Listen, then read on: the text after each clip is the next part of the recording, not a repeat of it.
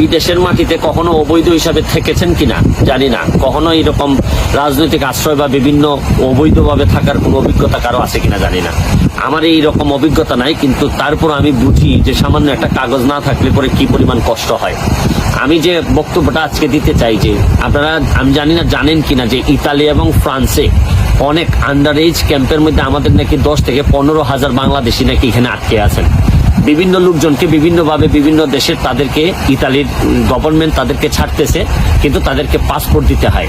কিন্তু আমাদের বাংলাদেশিদের সমস্যা হচ্ছে গিয়ে যে তারা কম বয়স দেখিয়ে তারা এই দেশে বিদেশে পাড়ি দিয়েছিলেন, এই জন্য তাদের পাসপোর্টটা এখন সংশোধন করা খুবই জরুরি। আর বাংলাদেশে সম্ভবত পাসপোর্টের একটা সার্কুলার জারি করা হয়েছে যে এইখানে এইভাবে অনুমোদন দেওয়া হয় না।